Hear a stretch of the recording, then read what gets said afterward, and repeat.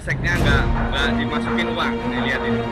UTC gak ada pungli, gak bisa muat. Mobil di setiap blok numpuk. Nah, numpuk.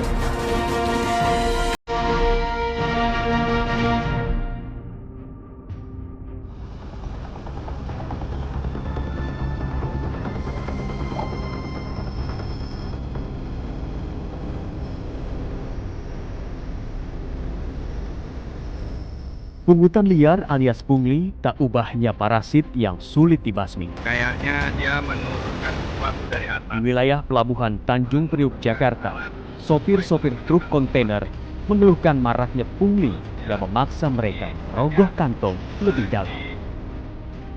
Jika lagi apes, sopir-sopir itu tak hanya menghadapi pungli, tapi juga aksi premanisme disertai ancaman kekerasan. Ini kreseknya lagi turun. Ya nggak akan bongkar kalau kreseknya nggak dimasukin uang. Nih liatin, masuk set, nah kasih duit set. Nah begitu modusnya begitu, baru nanti tarik ke atas set. Ya nanti kalau udah diambil sama operatornya, baru dia nanti mau bongkar. Begitu modusnya teman-teman. Kita kan bawa kontainer nih, kosongan lah ataupun mau ngambil kosongan. Nah, kita laporan kan, diambil lah. Itu harus ada uang tip, dia bilang kuliah ya, atau 5.000 paling apa aja, kadang-kadang 15.000, ada 20.000. Itu kalau nggak dikasih, masih dikerjakan, cuma diperlambat. Alasannya nyono dulu, yang ada duitnya, kata kasarnya begitu lah. Coba operator itu nggak mau ngomong pak. Terjadi kemacetan itu yang akibat dari proses bongkar muat di pelabuhan.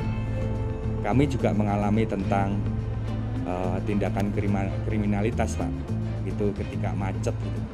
Nah banyak sekali kawan-kawan tuh hampir tiap hari sampai hari ini pun juga mengalami tentang tindakan kriminalitas gitu. Ya pada saat macet gitu, kawan-kawan ini diambillah barangnya. Kalau di Tanjung Priok ini sebutnya asmoro pak, yang dia ketika macet itu ngambil barang dari kendaraan gitu secara diam-diam. Kemudian ada juga yang kalau dia terorganisir gitu, preman-premannya di setiap daerah-daerah rawan gitu, dia naik ke atas mobil pak. Seakan mewakili suara hati rekan seprofesi, kerisauan Hakim dan Agung ditanggapi serius Presiden Joko Widodo.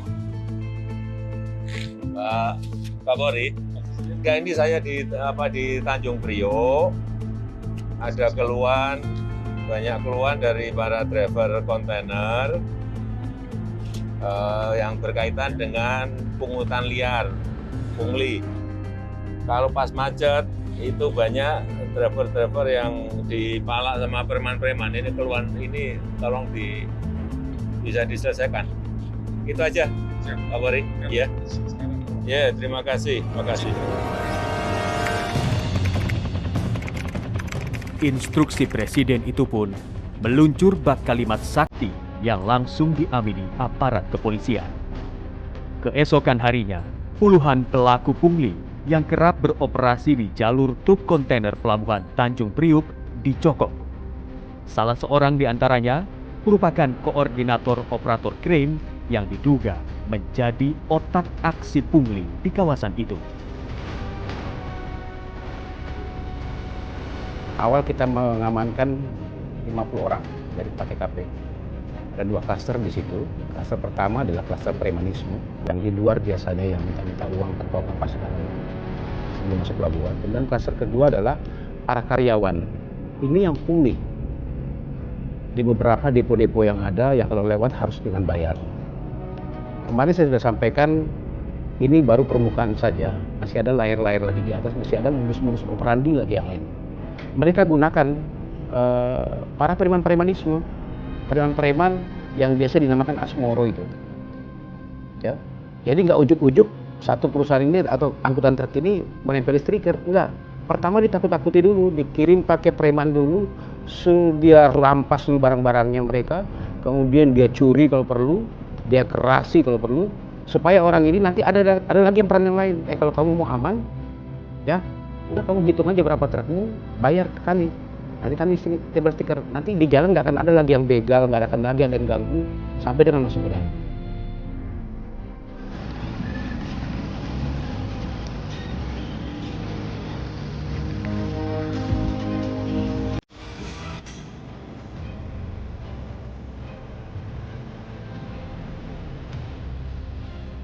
Saya yakin masyarakat Indonesia akan marah betul apabila melihat ada kantong kresek yang turun dari atas.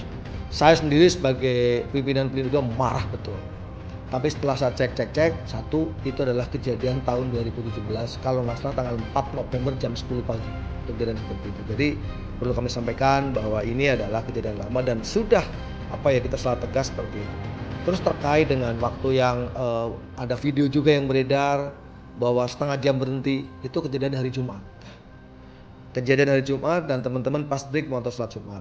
Namun demikian kami sebagai Belindo II, sebagai penyedia terminal, kami membuat strategi.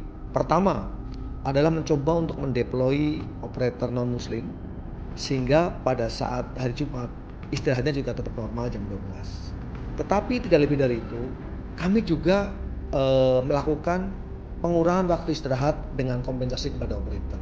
Sehingga waktu istirahat yang dari setengah jam bisa kita pendekin mungkin sekitar setengah jam. Tentunya dengan adanya kompensasi kepada teman-teman operator. 4 hari berselang, kami pun tertarik menelusuri situasi pasca penindakan terhadap aksi pungli dan premanisme itu. Temuan kami, situasi di lapangan berbalik 180 derajat. Praktik sogokan yang biasanya marak, hari itu seakan sirna dari pandangan.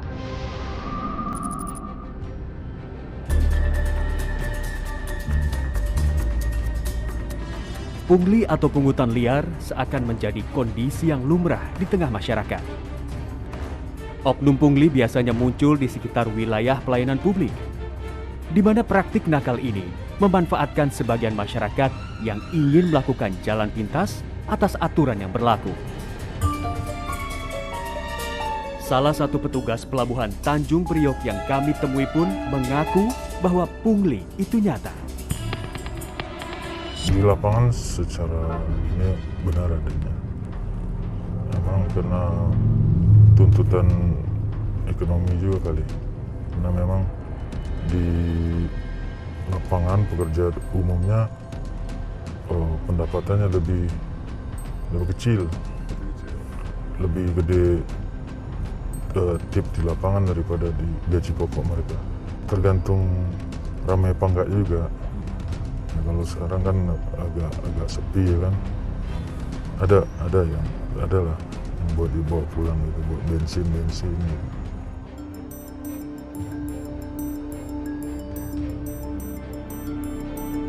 Tarif pungli di lapangan menurut Bang Jago sangat beragam. Namun berapapun nilainya, tak ada kata lain. Sang pemberi upeti harus mendapat pelayanan utama. Di kita paling ya 5.000. Itu satu kos atau total keseluruhan? Ya, satu pelayanan misalnya kayak mobil 5.000, tergantung di mana dia perusahaannya berada gitu. Beda-beda tarifnya. Tetap dilakukan, teman memang diprioritaskan yang masih di. Ya, karena memang dia kalau urgent dia pasti timnya lebih gede, dan kita juga prioritaskan mereka. Paling gede berapa? Tadi kan standar 5.000. Ya paling 50.000. 50.000 paling gede. Itu bisa lebih cepat. Lebih cepat.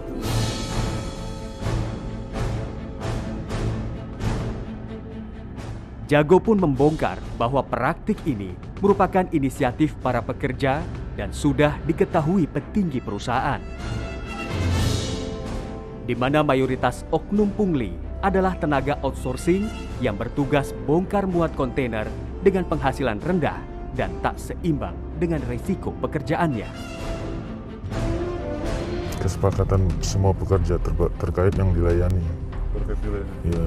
Jadi yang dilayani pun dia yang biasanya memang yang mau dilayani yang ngasih tips untuk dilayani gitu. Jadinya sudah jadi Iya, budaya dari dulu-dulunya begitu. Kalau menurut saya memang dari kantor lebih nggak sesuai dengan resiko yang dihadapi di lapangan gitu. Kayak kita alat contohnya resikonya lebih tinggi dan resiko lebih tinggi, tingkat kesulitannya juga lebih tinggi dan harus dihargai operator yang ada di lapangan itu dia punya keahlian, punya skill yang harus dibantu sama manajemen atau perusahaan. Cara ini bos tahu, cuman memang ya tutup mata. Seolah-olah dia membiarkan. Lain Bang Jago, lain pula dengan Maco. Sosok pria gagah ini adalah mantan preman pelabuhan Tanjung Priok atau biasa disebut Asmoro. Nah, kalau kelompok untuk Asmoro benar, ya. Saya ikut kelompok Asmoro itu dari tahun 98. Ya, saya sebagai Asmoro itu ya kita sih macam-macam. Kalau buat saya pribadi sih kalau jaga kapal gitu. Diamankannya para preman Tanjung Priok membuat Maco yakin bahwa keberadaan Asmoro saat ini berbeda jauh dengan eranya. Maco dan kelompoknya dahulu hanya fokus pada penjagaan kapal di wilayah dermaga, bukan perampasan barang atau pemerasan uang sopir kontainer. Beda kalau bukan kayak dulu, beda ini kalau pemain. Soalnya kalau sekarang ini kan kebanyakan orang kan gurunya di jalan, main truk, main apa semua gitu. Kalau dulu kan kita kebanyakan di pelabuhan ya, jaga-jaga kapal gitu, tongkang apa gitu. Kalau untuk masalah pemberian uang dari truk itu, kalau kami dulu di Nusantara itu nggak ada, Bang. Kita di situ kan cuma jaga itu, jaga tapi nanti kalau udah itu baru dibayar tuh kita.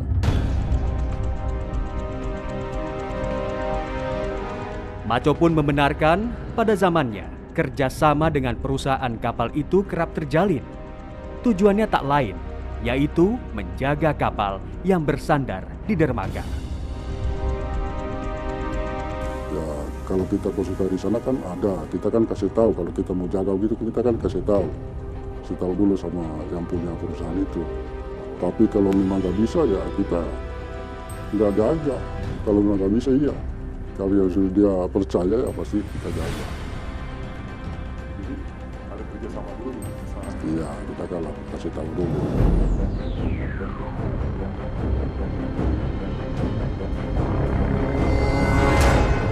Jika aktivitas pungli dan premanisme terus menjalar, apa yang harus diperbuat pemerintah?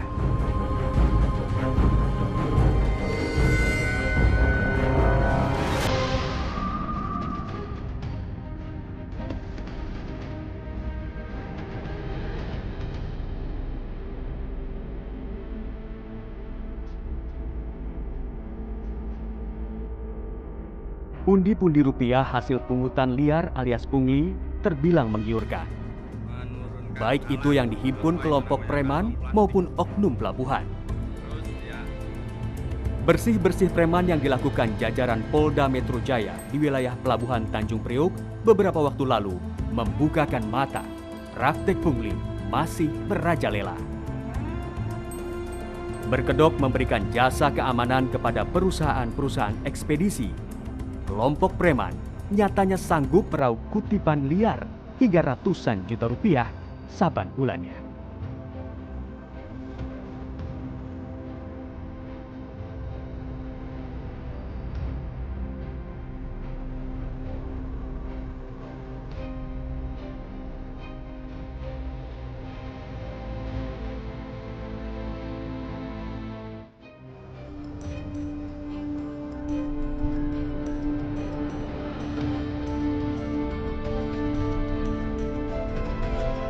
Penelusuran tim telusur mendapati identitas kelompok penyedia jasa keamanan itu.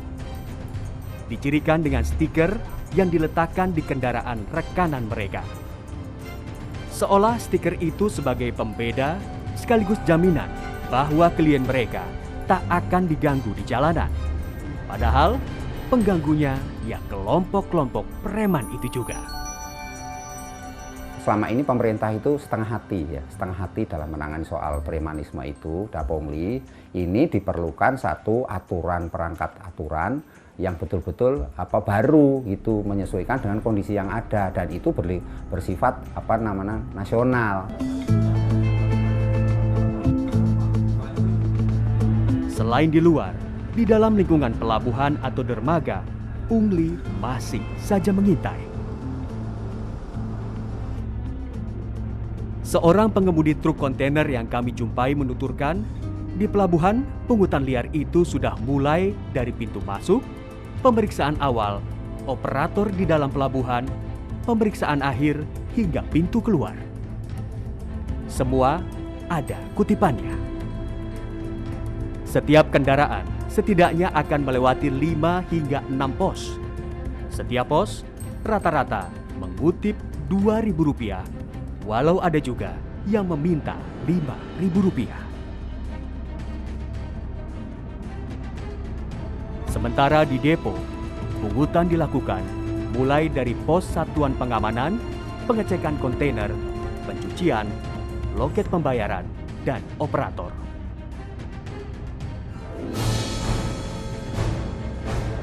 Melintasi pelabuhan dan depo, setiap kendaraan setidaknya dipungut Rp45.000.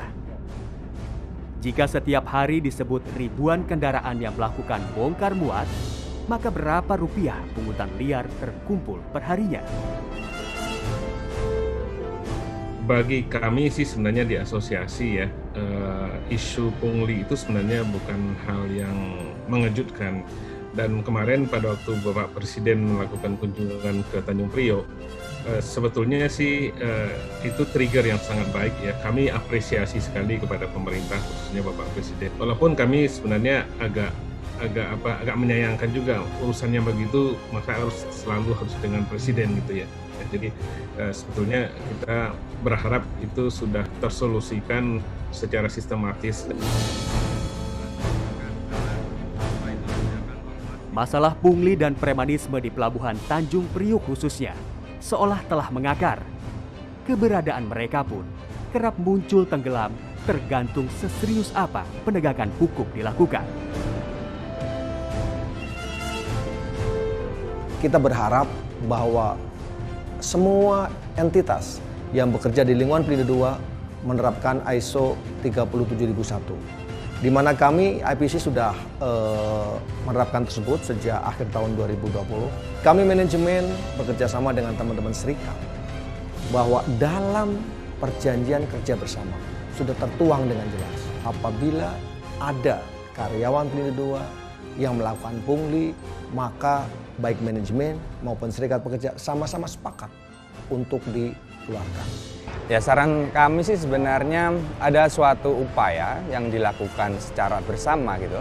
Yang kalau di dalam pelabuhan itu ada regulator, ada operator, beberapa stakeholder, ada pihak aparat negara juga. Ini sudah membuat suatu sinergisitas lah, bagaimana berupaya agar tidak terjadinya suatu tindakan-tindakan yang itu merugikan teman-teman supir. Itu harus dibubarkan semua organisasi-organisasi yang tergabung itu.